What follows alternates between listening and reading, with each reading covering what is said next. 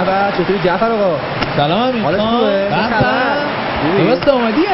دیگه اینه دیگه ببینم دست نزن کثیف میشه. ای بابا جعفر بجو اون 2 تا لاستیک ردیفش کن صاحبش الان میاد ببره. از قرقا نشناختی؟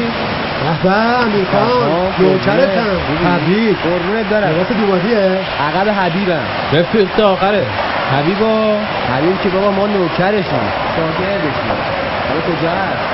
ماشاءالله پول چاله دادا. این رفیق یکی دونه ما کو؟ آقا حبیب پیدام کردی؟ یه واسه چی قطع میکنی؟ خب گفتم اگه پیدا کنی با موبایل حرف بزن. رخ تو رخ خوبه، چش تو چش خوبه. خودت همیشه اینو میگفتی. بیا بیرون دستاتو بشو ببینم. وقت نداری. برو کنار بیا مالا.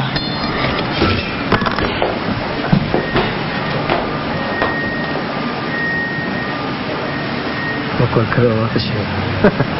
عجب بابا. نکنه اینم باز قرض میکردم. ماشینه که تو واسم قرض کردی، 10 تومنه که تو جور کردی، دالون و سالون و تالر هم که تو ردیف کردی، یه تاس خوشبشین خوش دستم که داریم تویی. بالا کرد دیگه. چته حبیب؟ ناچاری مال دروغه. به خدا تو سینمی، تو جونمی. من کیم؟ دختره همینجا با پسر حرفش شده بود میگفت غیرت و ناموس‌بازی داره دوباره موت میشه. ما چی کار کنیم امیر که از این موت نمیفته؟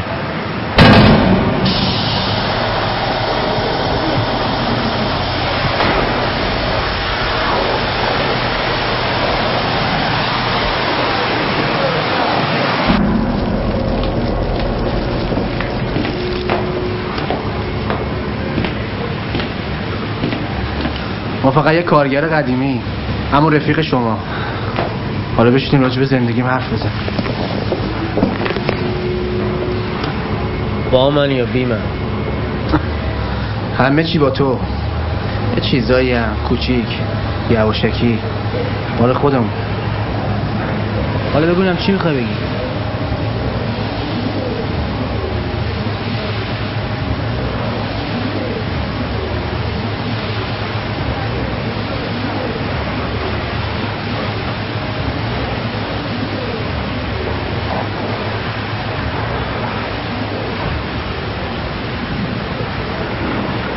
رفیق خوب آقا، من امشب عروسیمه.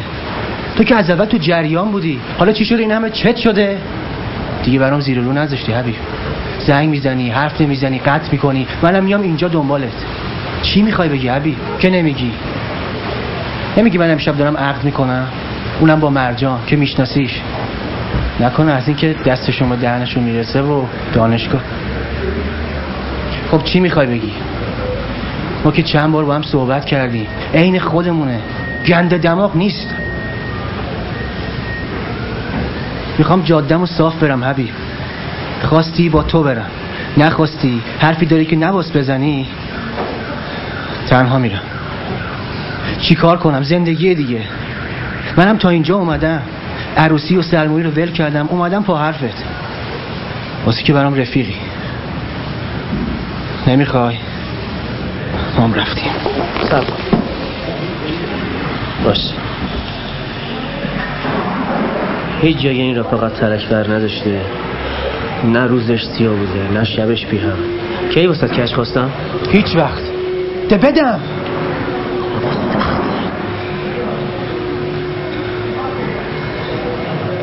سخت‌تر گفتن مردنه.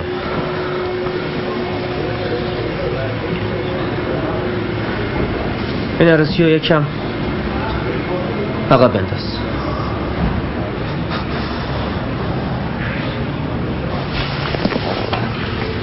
من بگم چشم و نگم واسه چی؟ آخه واسه چی؟ خیلی سخته نپرسی و بگی خب. منم اگه رفاقت بلدم باز یه جوری بهت بگم. اول و آخر زندگیم تا حالا فقط تو بودی. خیلی حرف از رفاقت میزنن، خیلی هم به این حرفا میخندن. حالا یکی دیگه داره میاد. که بشه زن من. اون برای دلم که باز عاشق میشد شده. حتی یه نفس، یه جون در رفتن نمیتونم ازش فاصله بگیرم. حالا من کاسب شده و آدم شده، منی که تو 2 سالگیم از ننه و بابا یتیم میشه، منی که تو بزرگ شدنم خلافی نیست که از کنارش رد نشده باشم. حالا اون بوی زندگی و خونه و مادر رو میده. حالا با حرفای تو همه اینا رو بذارم کنار؟ مگه من جنون دارم که بعد تو رو بخوام؟ اونو بذار بره دنبال زندگیش، مال تو نیست. حبیب چرا قایم میکنی؟ چرا حرف نمیزنی؟ آخه من نباید بدونم چرا بعد به زنم تو شب عروسیم بگم هری عروس خانم؟ اون الان تو آرایشگاه منتظر منه، همه مهمونا منتظرن. چی بگم برو خونه‌ت؟ دلیلش هم نمیدونم. برو از رفیقم بپرس. بابا خیلی بیرحمی، این نشد رفاقت. منو نگاه نکن.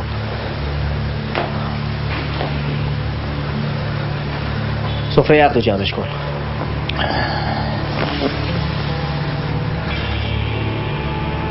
مرجان قبل از تو حتی وقتی که ادعا میکرد عاشق توه با یه مرد زندار بوده. منو نگاه نکن. یا حسین،